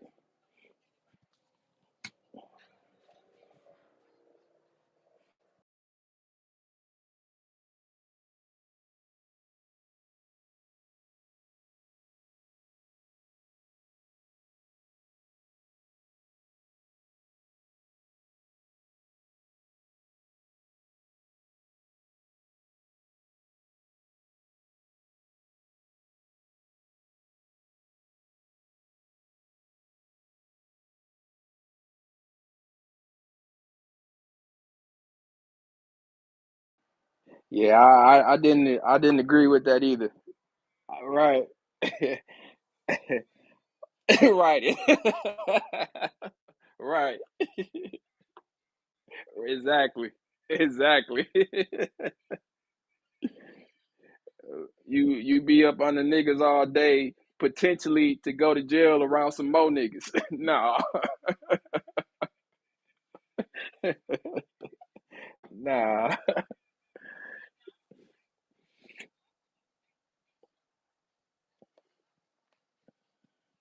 You know what? We live in an era where guys like to be around their guys, and some of these niggas like they be on the down low within their little circle of their crew. They be, you know, yeah,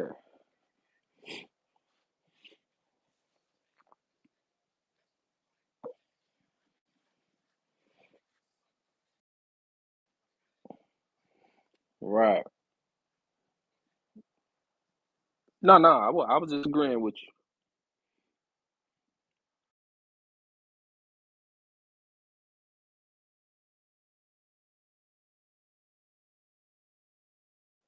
you. Yeah, that could be a good one.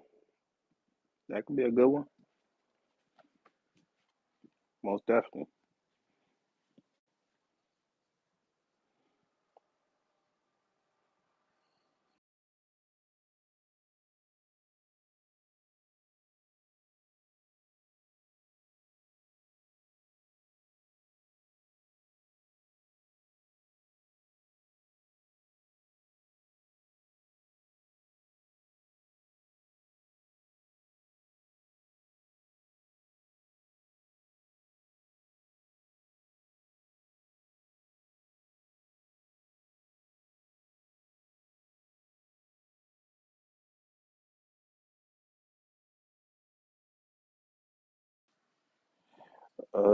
You getting back on tomorrow, or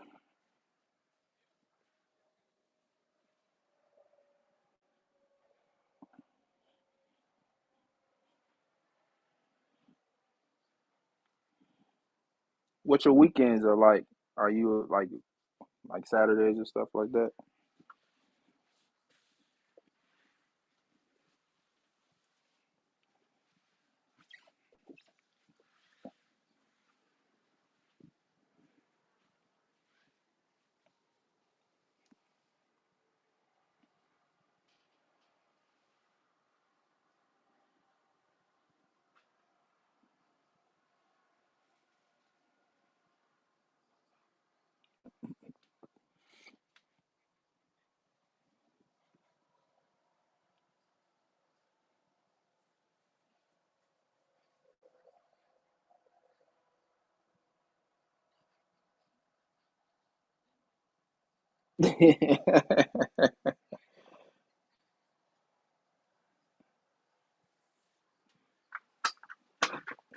Yeah, I'll probably be at work. Yeah, in the more early in the mornings, but yeah, yeah, I like doing these late nights. chopping it up or whatever.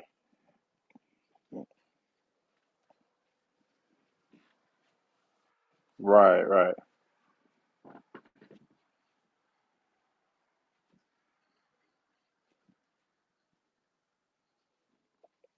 I am in Illinois, but I was born and raised in Milwaukee. So, yeah, yeah, Midwestern. Yes, sir. Yes, sir.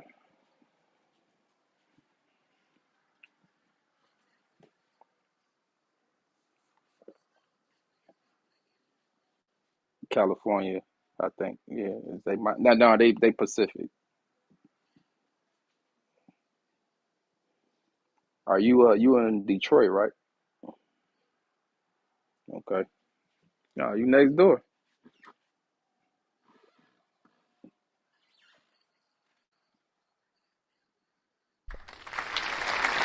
Oh, okay, okay. You gonna learn today.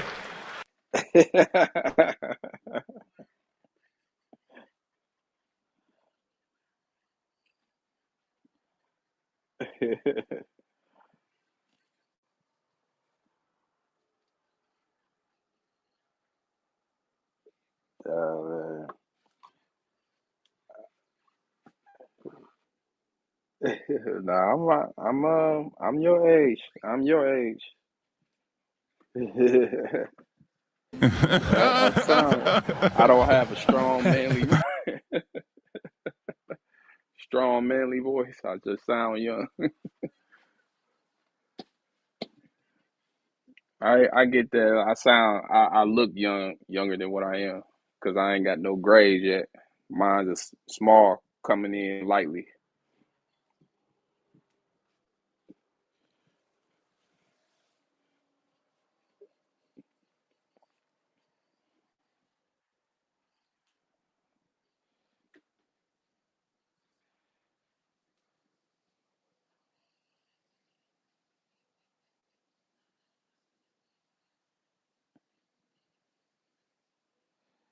Yeah, for sure. Got to do this again. Got to do this again, man.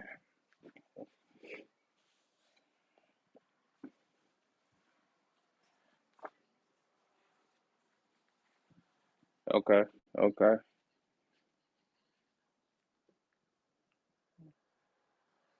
Need to make it a panel, and just go in on topics, current, whatever.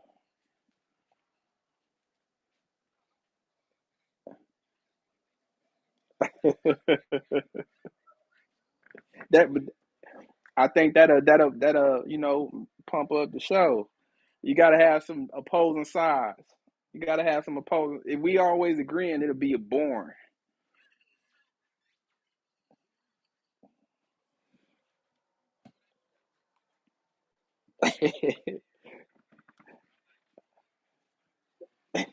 She that's good though. That's good. That's good for the platform, right? Just let her stir the pot up.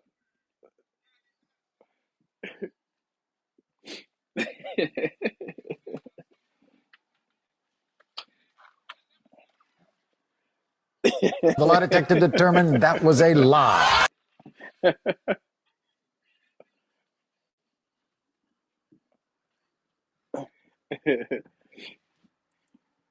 Yeah, don't take it personal. I think she do it on purpose. I think she do that on purpose, Rob. Trying to stir the pot up.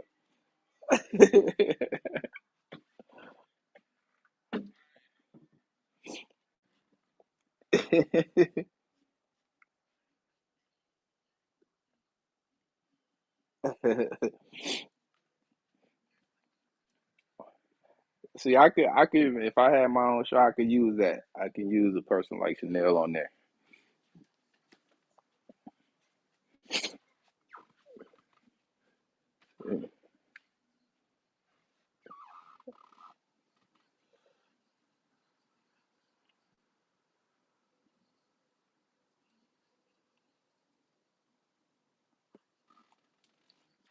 Oh, okay,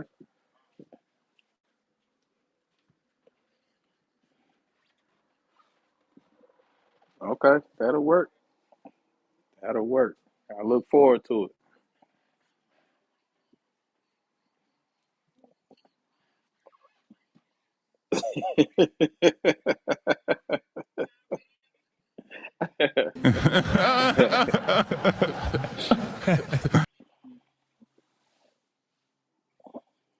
So do you do your own do you do your own shows, Chanel, or what do you do the platforms? Oh, you don't do them anymore? Uh,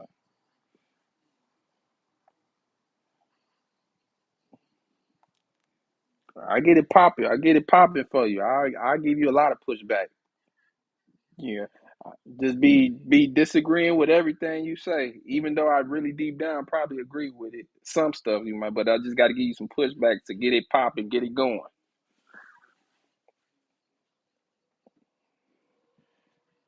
Right.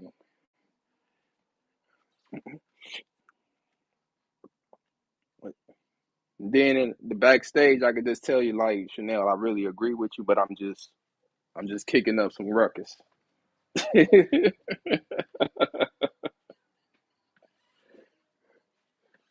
Right. Yeah.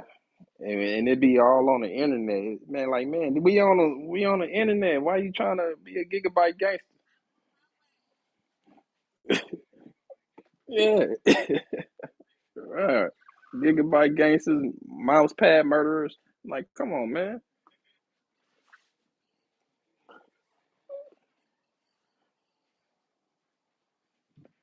Oh, I got plenty of them.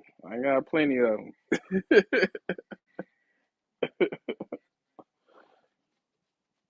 For sure, for sure.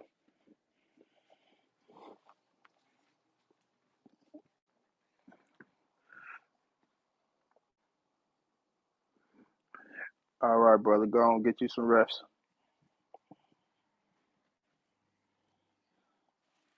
All right, brother, I don't want to hold you. I don't want to hold you. Go on, get you some rest, man.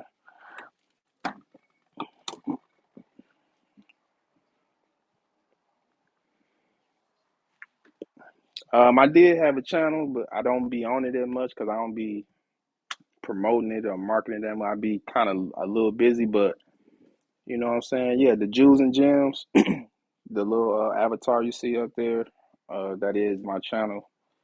Uh, but yeah, everybody have a good night. Be blessed. Be safe. You know what I'm saying? And I look forward to coming back on chopping it up with about your topics or whatever. I just be checking. That's how I be catching you sometimes. I see when you go on live, so and then I jump on or whatever. But yeah, man, everybody have a good night. Yeah.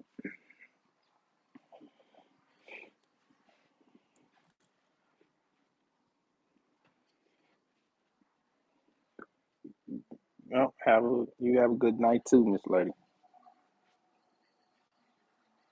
No, I'm sorry, I didn't hear you. What you say?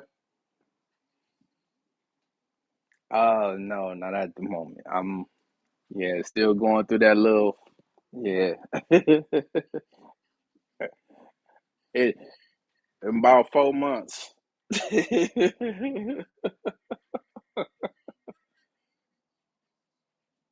No, that is finna be a separation official. So yeah, business partner ain't acting right. Business partner ain't acting right. So I gotta dissolve it.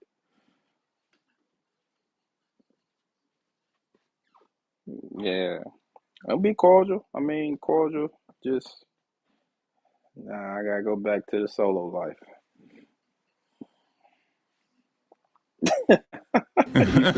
Don't let her do it, right? Don't let her The get lie you detector determined that was a lie. See, she pushing your string, she pulling your strings, man. She like doing that. What the fuck, y'all? God damn!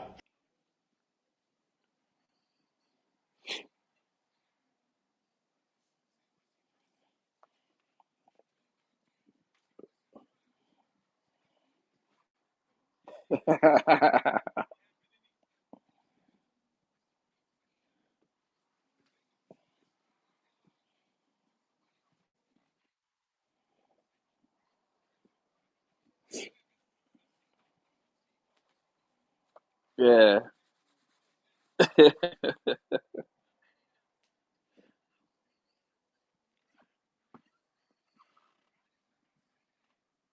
The lie detector determined that was a lie.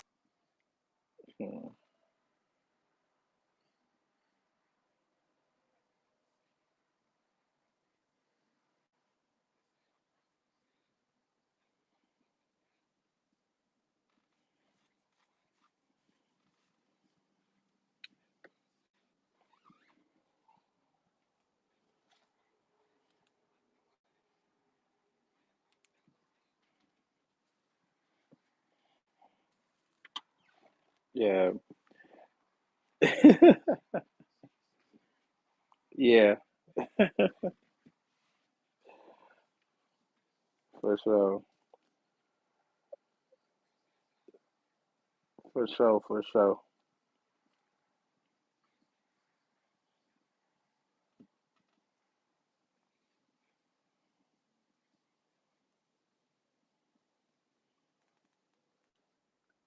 Absolutely. Peace.